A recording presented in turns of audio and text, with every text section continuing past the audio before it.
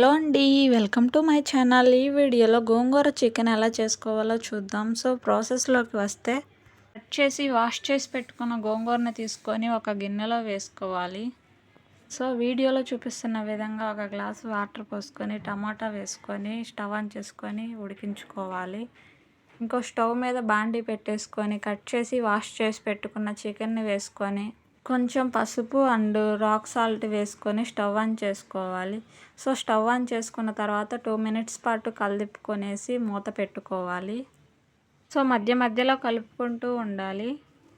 అలా కలుపుకుంటూ ఉంటే చికెన్లో ఉన్న వాటర్ బయటకు వచ్చి చికెన్ అనేది బాగా ఉడుకుతుంది. అలా ఉడికిన తర్వాత కట్ చేసి పెట్టుకున్న ఆనియన్స్, టమాటో వేసి బాగా 3 మినిట్స్కి ఒకసారి 4 మినిట్స్కి ఒకసారి మధ్య మధ్యలో కలుపుకుంటూ ఉండాలి. ఇలా కలుపుకుంటుంటే చికెన్ అనేది మాడిపోకుండా ఉంటుంది.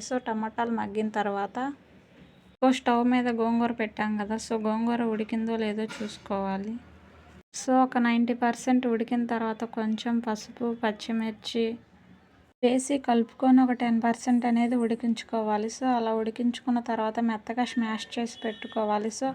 ఆ క్లిప్ అయితే మిస్ అయిపోయింది. నెక్స్ట్ వచ్చేసరికి ఇంకో స్టవ్ మీద బాండి పెట్టుకొని 2 టేబుల్ స్పూన్స్ ఆయిల్ వేసుకోవాలి.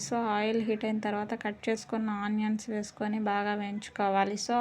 ఆనియన్స్ కూడా వేగిన తర్వాత టమాటో కూడా వేసుకొని వేయించుకోవాలి. బాగా వేగిన తర్వాత ఇందాక చెప్పాను కదా, గోంగూరని మెత్తగా స్మాష్ చేసి పెట్టుకోవాలనేసి రాక్ సాల్ట్ వేసుకొని మెత్తగా స్మాష్ చేసి పెట్టుకోవాలి. అలానే మనం ఇప్పుడు టమాటో అండ్ ఆనియన్ వేయించుకున్నాం కదా, అందులో ఉడికించిన చికెన్ వేసుకొని 5 మినిట్స్ పాటు వేయించుకోవాలి. అలా వేయించుకున్న తర్వాత ఉడికించిన గోంగూరను వేసుకొని కలుపుకోవాలి. స్పైసీకి తగ్గట్టు కారం వేసుకొని ఒక 5 మినిట్స్ పాటు కలిదిప్పుకోవాలి. ఒకసారి ఫైనల్లీ సాల్ట్ సరిపోయిందో లేదో చూసుకొని సరిపోకపోతే సాల్ట్ వేసుకోవాలి.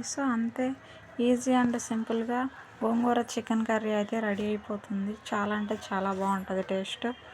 మా వీడియో నచ్చితే లైక్ చేయండి, షేర్ చేయండి. మరెన్నో వీడియోస్ కోసం మన ఛానల్ని అయితే సబ్స్క్రైబ్ చేసుకోండి.